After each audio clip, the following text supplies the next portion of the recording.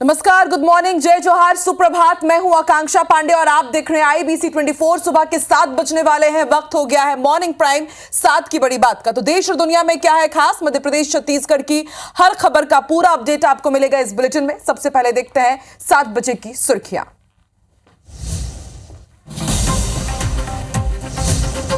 पूर्व पीएम मनमोहन सिंह का आज होगा अंतिम संस्कार। निगम बोध घाट पर दी जाएगी अंतिम विदाई। सुबह 8 बजे कांग्रेस मुख्यालय लाया जाएगा पार्थिव शरीर। आज प्रयागराज जाएंगे सीएम योगी आदित्यनाथ। महाकुंभ की तैयारियों का लेंगे जायजा। अखाड़े में धर्म ध्वजा पूजन में भी होंगे शामिल।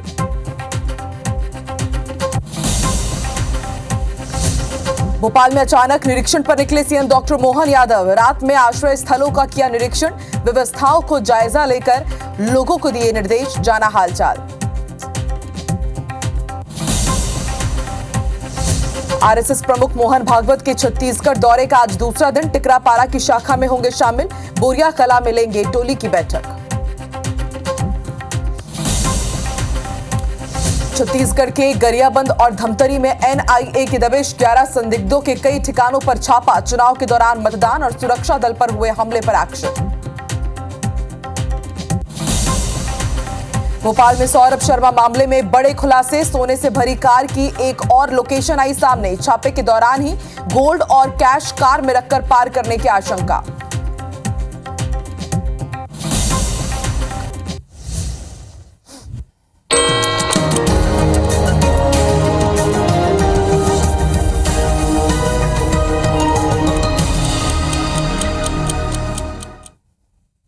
और हेडलाइंस के बाद आइए अब नजर डालते हैं सुबह 7 बजे की 7 दूसरी बड़ी खबरों पर। तो पीएम मोदी दिल्ली में 29 दिसंबर से चुनाव अभियान की शुरुआत करेंगे। माना जा रहा है कि अगले साल फरवरी में चुनाव हो सकते हैं। जम्मू कश्मीर में भूकंप का झटके महसूस हुए। रिक्टर स्केल पर 4.0 इसकी तीव्रता रही। इधर पंजाब के बठिंडा में बड़ा बस हादसा हुआ है। 8 लोगों की अब तक मौत हो चुकी है। इधर महाकुंभ की फर्जी वेबसाइट से ठगी का मामला सामने आया। 4 आरोपियों की गिरफ्तारी हुई है। मुंबई हमले के मास्टरमाइंड आतंकी मक्की की पाकिस्तान में मौत हो गई है। छठी बड़ी खबर है, साउथ कोरिया की संसद में फिर हंगामा हुआ है।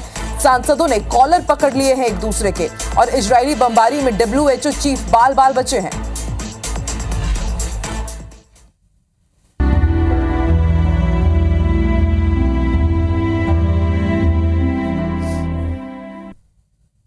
तो पूर्व पीएम मनमोहन सिंह का आज अंतिम संस्कार किया जाएगा। सुबह करीब 11:15 बजे निगम बोध घाट पर उनका अंतिम संस्कार होगा।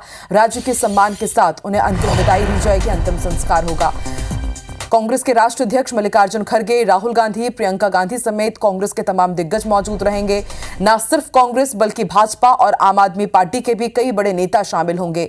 एआईसीसी मुख्यालय से सुबह करीब 9:30 बजे अंतिम यात्रा निकलेगी। उन्हें श्रद्धांजलि दी जाएगी और सुबह 8 बजे घर से पार्थिव देह कांग्रेस मुख्यालय लाया जाएगा। सुबह 8:30 बजे से 9:30 बजे तक लोग उनके अंतिम दर्शन कर सकेंगे। पूर्व पीएम मनमोहन सिंह की याद में दिल्ली में स्मारक बनेगा। स्मारक के लिए केंद्र सरकार ट्रस्ट बना करके गृह मंत्री अमित शाह ने कांग्रेस के राष्ट्रीय अध्यक्ष मल्लिकार्जुन खड़गे को ये जानकारी दी है। आपको बता दें, गुरुवार देर रात करीब 9:52 पर उन्होंने अंतिम सांस ली थी। लंबे समय से वो बीमार चल रहे थे, घर में बेहोश हो गए थे। उन्हें दिल्ली के एम्स में भर्ती कराया गया मेडिकल इमरजेंसी में। और उसके बाद ये दुखद खबर आई कि अब पूर्व प्रधानमंत्री मनमोहन सिंह हमारे बीच नहीं रहे। आज राजकीय सम्मान के साथ उनका अंतिम संस्कार किया जाएगा।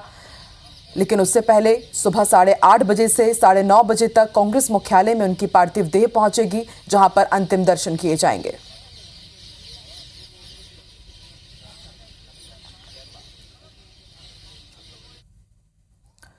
चलिए बुलेटिन में आगे बढ़ेंगे। बड़ी खबर आपको पंजाब से बता दें, पंजाब के बठिंडा में बेहद बड़ा भीषण हादसा हुआ है। अनियंत्रित होकर के एक बस नाले में जा गिरी। हादसे में 8 लोगों की मौत हुई है। बस में सवार कई लोग घायल भी बताए जा रहे हैं। तस्वीरें साफ बयां कर रही है कि ये हादसा कितना भीषण, कितना बड़ा रहा होगा। घायलों को नजदीकी अस्पताल में भर्ती कराया गया है। कोटशमीर रोड पर पुल से गुजरने के दौरान यह हादसा हुआ। बताया जा रहा है कि बस ओवर स्पीडेड थी। बस में सवार कई लोग घायल हुए हैं। अब तक 8 लोगों की मौत हो चुकी है। घायलों को नजदीकी अस्पताल में भर्ती कराया गया है। पंजाब के बठिंडा की तस्वीर आप देख रहे हैं।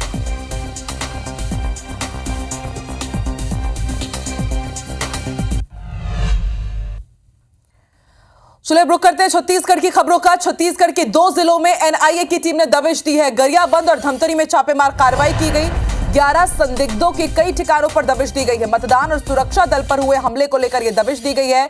आपको याद होगा साल 2023 में विधानसभा चुनाव के दौरान आईईडी विस्फोट हुआ था। हमले में बटालियन के हेड कांस्टेबल की मौत हो गई थी और छापेमारी के दौरान नक्सली पर्चे, मोबाइल, डिजिटल डिवाइस और 1,50,000 रुपए नगद जब्त हुए हैं। घटना में मैनपुर नुआपाड़ा डिवीजन का नाम सामने आने के बाद अब एनआईए जांच कर रही है। तो छत्तीसगढ़ के 2 जिलों में एनआईए की टीम ने दबिश दी है। माना जा रहा है कि कई बड़े खुलासे हो सकते हैं। पिछले साल विधानसभा चुनाव के दौरान आईईडी ब्लास्ट हुआ था, उसमें हेड कांस्टेबल की मौत हो गई थी और उसके बाद गरियाबंद और धमतरी में अब एनआईए की टीम ने दबिश दी है।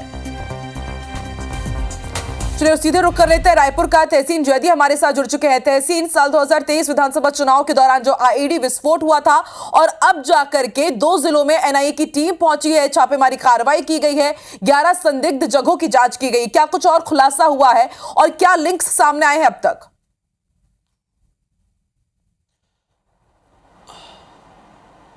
देखिए, जिस तरीके से ये एक बड़ी वारदात ही नक्सलियों द्वारा की गई थी साल 2023 में नवंबर महीने में जो विधानसभा चुनाव हुए थे, जब ये बड़े गोबरा गांव से जो मतदान दल लौट रहा था, तब मतदान दल और सुरक्षाकर्मियों पर ये अटैक किया गया था। जो नक्सलियों की जो मैनपुर नुआपाड़ा कमेटी के द्वारा ये जो उसमें स्मॉल एक्शन टीम जो थी उसके द्वारा ये अटैक किया गया था, उसमें उसकी जाँच जो है वो एनआईए को दी गई थी, क्योंकि उसमें एक आईटीबीपी के एक हवलदार जो है वो शहीद हुए थे और कई लोग घायल हुए थे। उसके बाद जो है ये आरसी बुक करने के बाद एनआईए ने इसमें जांच की थी और उसी समय 10 लोगों को गिरफ्तार किया था और उसके बाद जो है ये जांच अभी जारी थी।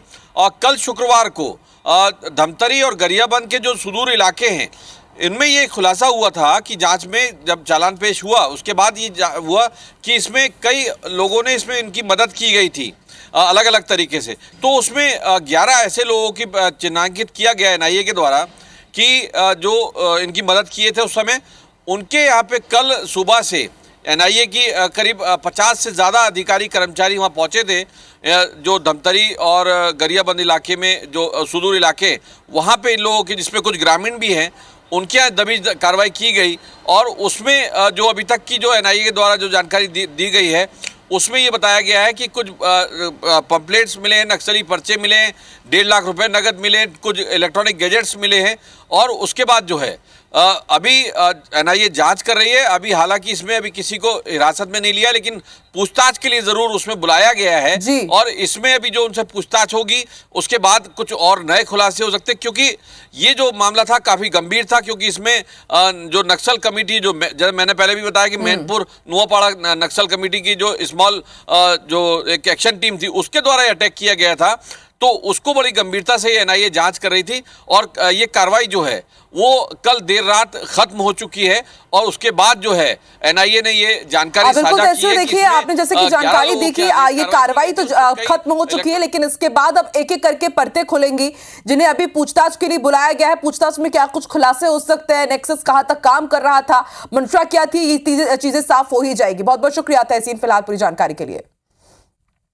तो एक तरफ छत्तीसगढ़ के 2 जिलों में एनआईए की टीम ने दबिश दी है, इधर भोपाल में सौरभ शर्मा के घर पर ईडी की दबिश जारी है। ईडी की दबिश में कई बड़े खुलासे हुए हैं। सौरभ की पत्नी ने सौरभ की मां को जमीन दान की थी। करोड़ों की जमीन अपनी मां को उन्होंने गिफ्ट दी थी। मां के नाम पर भोपाल में करोड़ों का बंगला भी खरीदा गया था। सोने से भरी कार की एक और लोकेशन सामने आई है। छापे वाले दिन घर से कुछ दूरी पर यह कार नजर आई।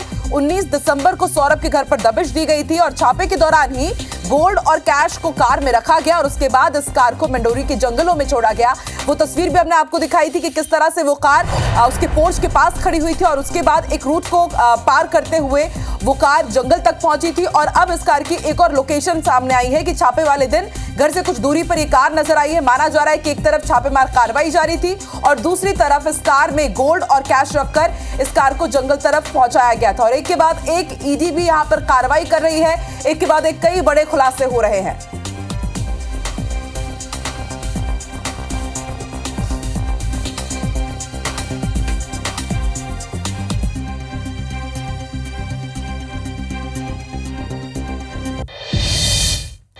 तो भोपाल में एक के बाद एक घोटाले के मामले सामने आ रहे हैं और इंदौर में एक के बाद एक क्राइम के मामले सामने आ रहे हैं। इंदौर शहर में क्राइम अनकंट्रोल हो गया है, कहना गलत नहीं होगा। एक दिन में 2 मर्डर किए गए हैं, एक चाकूबाजी की वारदात सामने आई। 3 तस्वीर आपको दिखा रहे हैं। परदेशीपुरा इलाके में चाकू से गोदकर शख्स की हत्या कर दी गई, तो दूसरी तरफ डॉक्टर की गोली मारकर हत्या की गई है। नकाबपोश बदमाश पहुंचे, फायरिंग की और मौत के घाट उतार दिया गया। MIG थाना क्षेत्र में 2 युवकों पर चाकू से हमला हुआ है। तो 3 तस्वीरें साफ बयां कर रही है कि किस तरह से मिनी मुंबई अब क्राइम कैपिटल बनता जा रहा है। इंदौर की 3 तस्वीर आप देखिए। सरेरात चाकूबाजी हुई, एक जगह डॉक्टर को गोली मार दी गई और 2 युवकों पर चाकू से हमला हुआ है। कल हमने आपको तस्वीर दिखाई थी कि किस तरह से इंदौर में ही सरेरा एक युवक को चाकू से गोदकर मौत के घाट उतार दिया गया था दिन दहाड़े। देखिए, क्राइम अनकंट्रोल होता जा रहा है इंदौर में। हर रोज इस तरह की वारदात सामने आ रही है। पहली तस्वीर आप देखिए किस तरह से सरेरा चाकूबाजी की जा रही है। कई लोग वहां से गुजर रहे हैं, लेकिन उसके बाद भी बदमाशों को, अपराधियों को किसी का भी खौफ नहीं है। दूसरी तस्वीर में हम आपको दिखा रहे हैं कि डॉक्टर को किस तरह से नकाबपोश बदमाशों ने गोली मार दी है और 2 युवकों पर चाकू से हमला हुआ है। तीसरी तस्वीर भी आप इंदौर की ही देख रहे हैं। चलिए और सीधे रुक कर लेते हैं इंदौर का। अंशुल मुकाती संवाददाता हमारे साथ जुड़ चुके हैं। अंशुल, इंदौर में आखिर ये क्या हो रहा है, क्यों हो रहा है? एक दिन में 2 मर्डर, सरेरात चाकूबाजी और कल की जो तस्वीर सामने आई थी उसने तो सबको ही हैरान कर दिया था। आखिर इंदौर पुलिस क्या कर रही है? लगातार लॉ एंड ऑर्डर इतना हाथ से अनकंट्रोल कैसे हो रहा है अंशुल?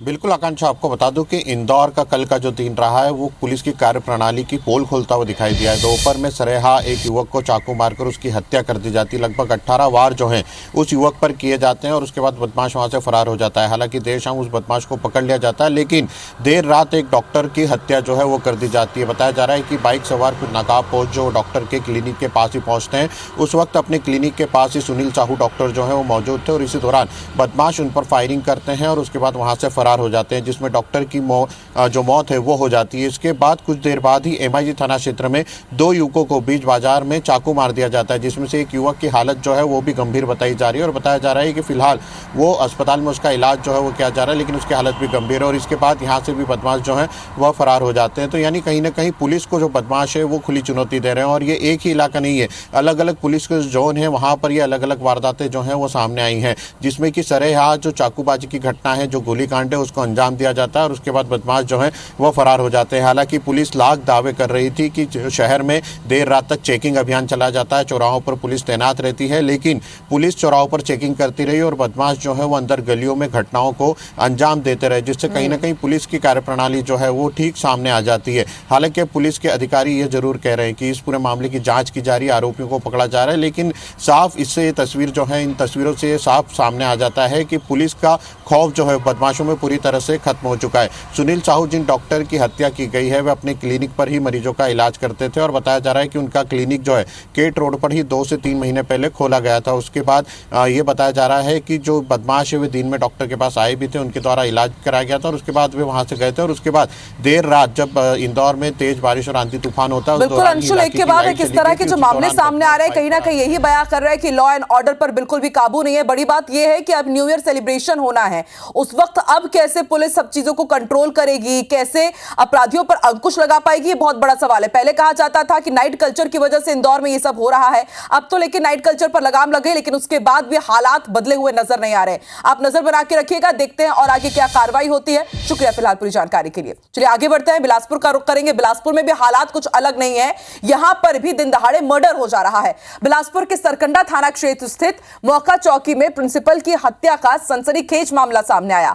कमरे में बिस्तर पर खून से लथपथ उनकी लाश मिली है, जो 2 से 3 दिन पुरानी बताई जा रही है। उनकी पत्नी बच्चों को लेकर मायके गई थी, इसी बीच किसी ने इस वारदात को अंजाम दे दिया। मृतक मनोज चंद्राकर जांजगीर जिले में प्रिंसिपल के पद पर पदस्थ थे। मेरे पापा को किसी ने मारा है, जो मेरे पापा को मारा है उसको कड़ी से कड़ी सजा मिलनी चाहिए। जितना हम रो रहे हैं उतना उनकी भी फैमिली रोनी चाहिए। दिख रहा है कि कहीं ना कहीं मर्डर हुआ है इनका। अभी केस पुलिस जो हेल्प कर रही है इसमें, तो पूरा मुजरिम तक पहुंचे और कड़ी से कड़ी सजा दी। आप मृतक के मर्डर हुए, पूरा निशाने दिखा सर पर तावा पड़े। रायपुर के रविशंकर शुक्ल विश्वविद्यालय के हॉस्टल में रहने वाली एक एमएससी की स्टूडेंट हेमलता वर्मा पिछले 20 दिनों से लापता है। इसके विरोध में शुक्रवार को डोंगरगढ़ से कांग्रेस की विधायक हर्षिता बघेल ग्रामीणों और परिजनों के साथ सरस्वती नगर पहुंची। परिजनों ने कहा कि पुलिस हॉस्टल की वार्डन के खिलाफ एफआईआर नहीं कर रही है। लोगों ने बताया कि हेमलता का मोबाइल हॉस्टल के कमरे में ही मिला। अटेंडेंस बुक में भी रोजाना की रिकॉर्ड नहीं है। वही हॉस्टल का सीसीटीवी फुटेज खराब है। विधायक हर्षिता बघेल ने भी थाना प्रभारी पर एफआईआर नहीं लिखने का आरोप लगाया है। इधर मामले की जांच के लिए विश्वविद्यालय ने एक समिति का गठन किया है। सीएसपी अमन झा ने कहा कि गुमशुदगी का मामला दर्ज किया गया है। कि आपके हॉस्टल की कोई लड़की अगर जा रही उसके बारे में आपको जानकारी नहीं। दूसरी बात, आप रजिस्टर मेंटेन नहीं है। तीसरी बात यह है कि वहाँ के सीसीटीवी कैमरे बंद हैं और एक दिन भी नहीं, कम से कम 10 दिन से सीसीटीवी कैमरे बंद है। उसके बाद भी आप एक सवाल का एक जवाब नहीं, अलग अलग जवाब दे रहे हो। आप कभी कुछ बोल रहे, कभी कुछ बोल रहे हो। मांग है कि एफआईआर वो छात्रावास के अधीक्षक और पूरा मैडम मन है 3 जन स्टाफ ओकर ऊपर होना चाहिए और जल्द से जल्द कार्रवाई होना चाहिए, जांच भी होना चाहिए जल्द से जल्द। वो कहाँ है मोर बेटी है ये मोला पता चलना। रिपोर्ट आई उस दिन हमने उनका गुम इंसान दर्ज किया है। उसके आधार पर हम लोग जो उनके टेक्निकल डिटेल्स हैं उसके और जो वहाँ रहने वाले लोग हैं, ऑफिस बेरर्स हैं और जो हॉस्टल्स में रहने वाले और स्टूडेंट हैं, उन लोगों से पूछताछ करके उनको ट्रेस करने का प्रयास कर रहे हैं। बड़ी खबर आपको बता दें, आतंकी अब्दुल रहमान मक्की की मौत हो गई है। पाकिस्तान में दिल का दौरा पड़ने से उसका निधन हुआ है। लाहौर के एक निजी अस्पताल में उसका इलाज चल रहा था। मुंबई हमले का मास्टरमाइंड था अब्दुल रहमान मक्की। साल 2023 में यूनाइटेड नेशंस की तरफ से इसे ग्लोबल आतंकी घोषित किया गया था और बताया जा रहा है कि दिल का दौरा पड़ने से पाकिस्तान में इसकी मौत हो गई है।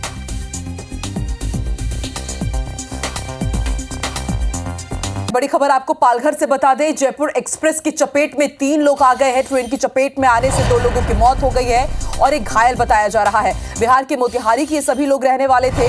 रेलवे ट्रैक ये पार कर रहे थे और उसी दौरान ट्रेन की चपेट में आ गए।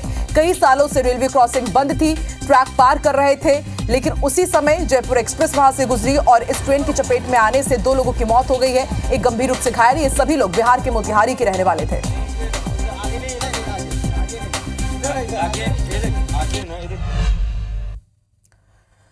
और बिग ब्रेकिंग अब आपको श्रीनगर से बता दें, 3 मंजिला बिल्डिंग में यहां पर आग लग गई है और आग से पूरी बिल्डिंग जलकर खाक हो गई। तस्वीरें आपकी टीवी स्क्रीन पर।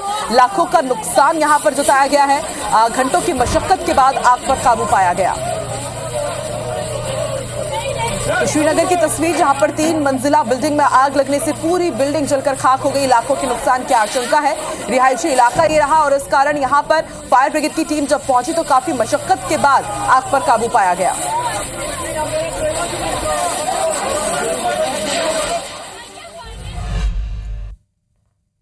आग का तांडव सिंगरौली में भी देखने को मिला, जहां राजा सरई में एक पेंट कंपनी में आग लग गई। आग की लपटों ने चंद मिनट के अंदर ही विकराल रूप ले लिया। हादसे में लगभग 400 से ज्यादा पेंट के डब्बे जल गए। घटना की जानकारी मिलते ही फायर ब्रिगेड की टीम मौके पर पहुंची और आग पर काबू पाया। फिलहाल आग किस वजह से लगी ये पता नहीं चल पाया है।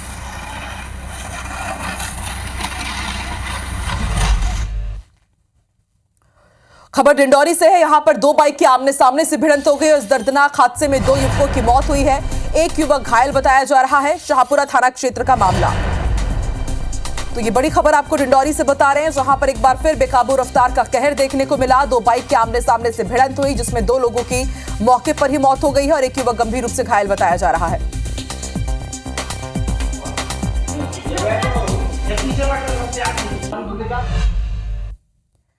मध्य प्रदेश के सीएम डॉक्टर मोहन यादव ने भोपाल में अचानक रैन बसेरों का औचक निरीक्षण किया और रैन बसेरा में प्रशासन की व्यवस्थाओं का जायजा लिया।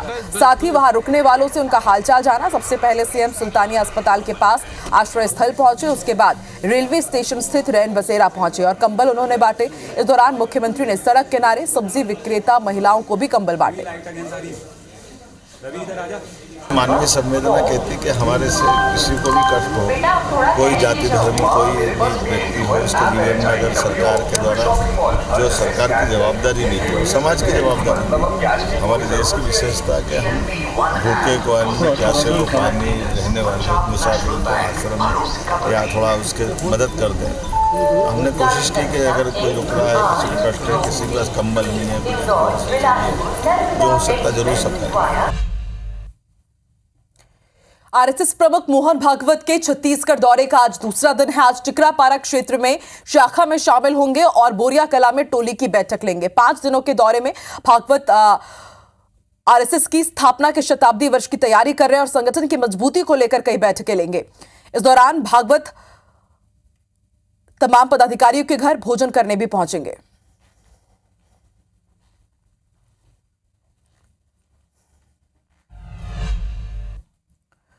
और उत्तर प्रदेश के सीएम योगी आदित्यनाथ आज प्रयागराज के दौरे पर रहेंगे। अनी अखाड़ा के धर्म में ध्वजा पूजन में शामिल होंगे। 3 वैष्णव अखाड़ों की धर्म ध्वजा पूजन और स्थापना कार्यक्रम में वो शिरकत करेंगे। महाकुंभ मेले की किस तरह से तैयारियां हैं, अंतिम रूप उसे दिया जा रहा है, उसका भी जायजा लेंगे। 6 लेन ब्रिज का भी निरीक्षण करेंगे सीएम योगी आदित्यनाथ।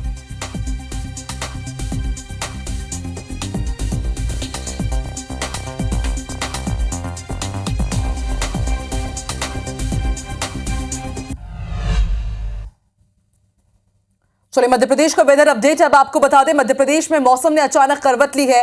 तेज हवाओं के साथ तेज बारिश हुई है। मंदसौर और श्योपुर की तस्वीर आपको दिखा रहे हैं।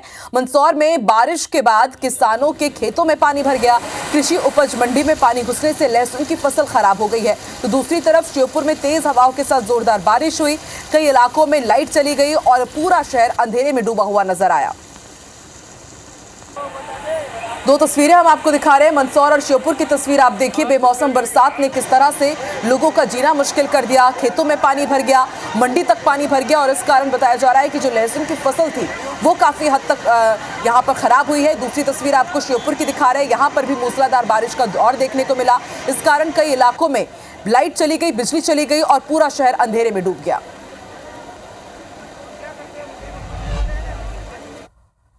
और मॉर्निंग प्राइम 7 की बड़ी बात में फिलहाल इतना ही। आगे देखिए छत्तीसगढ़ में क्या है खास। हमरबानी हमरगोट श्रवण तंबोली के साथ। नमस्कार।